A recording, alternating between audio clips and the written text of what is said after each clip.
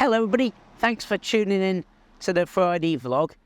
Here's me and Tim still outside down at the Diamond Activity Centre. I think in shirt sleeves. I'm trying to dare the weather to be just a wee bit more sunny as we move towards the 20th of July.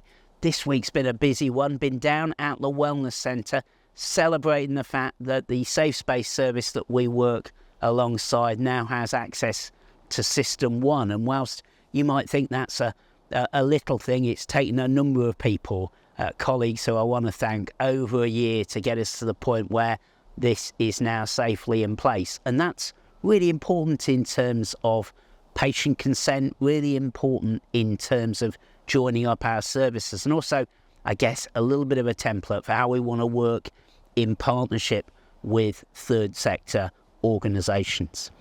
I've learnt more this week about anti-ligature practice than I think I've ever known, and there is an enormous amount of work going on within Steve Forsyth's team and within our estates team, not just to put new things in place, but to make sure we've got a constant sense of vigilance around our indoor environments, and also based on our IR1s around some of our outdoor environments.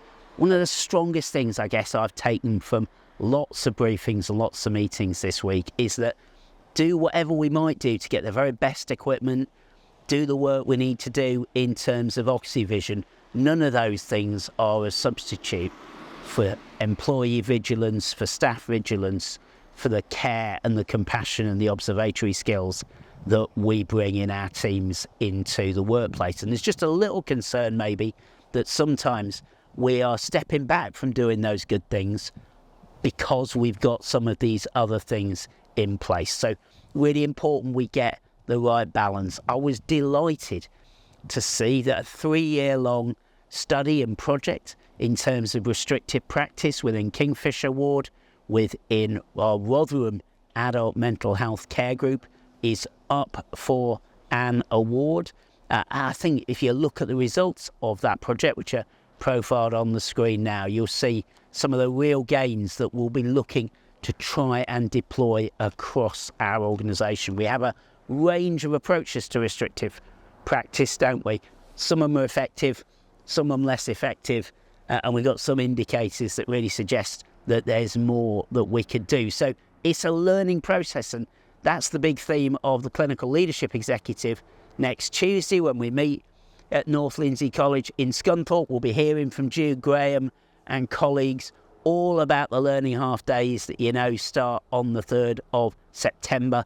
So important we create that sense of learning, and learning is conversation, learning is listening. It's not just somebody standing in front of a video camera and lecturing or standing at the front of a classroom.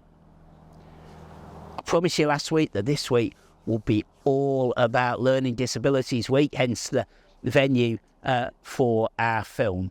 There's so many things going on all across the organisation, and I really want to draw attention to many of those. Massive shout out to Rachel Deakin and other colleagues for their work to put all of those arrangements in place. There are real opportunities across all of our sites for folk to get involved, as I will be doing next week, and I hope you take that opportunity. Of course, Learning Disabilities isn't about the 1 week, that's just a window on all the things that are going on in our organisation. Let me highlight 3 or 4, if I may. First of all, of course, across the South Yorkshire Collaborative and into North Links, we've got a shared focus led by Helen, the Medical Director at Sheffield Health and Social Care, on STOMP. So this is all about us not over-medicating or mismedicating for people with learning disabilities. We've got some baseline data now. We've moved all of our practice onto computers and away from paper records. And it's so important over the next year that we take an opportunity, aided by national advice and best practice, for us to make a difference to what we're doing here on the patch.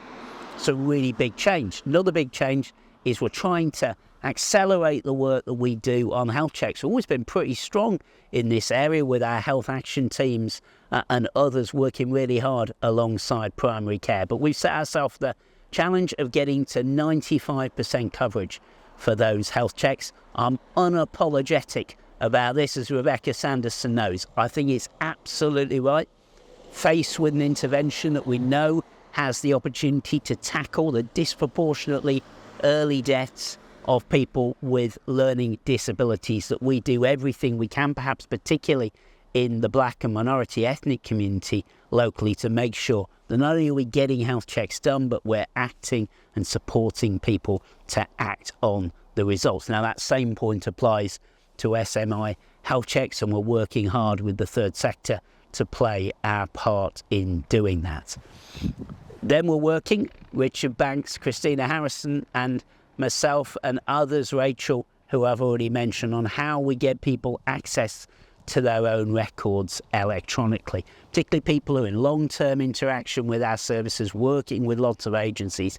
That data belongs to those individuals, and there are products in the market right now that will give them handheld, ready access to the data that we hold, their own records. Really important shift in the balance of power that we want to accomplish over the course of the next 18 months. So a really big step. And then finally, of course, I mentioned Carers Week last week. All the work we're trying to do to support carers couldn't be more important, that extends into communities where people are looking after somebody, working with somebody with a learning disability. But it's also important, as part of our carer interventions, that we think hard about respite, about the respite opportunities created by employment. So as we develop our Apprentice First model in the run-up to September, let's recognise the opportunities in employment for people with learning disabilities here at RDAT.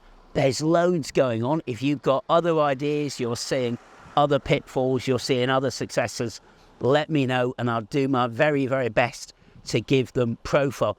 Who knows, you might win an award. More about that next week when we've got a celebrity vlogger that's not me. All the best. Cheers.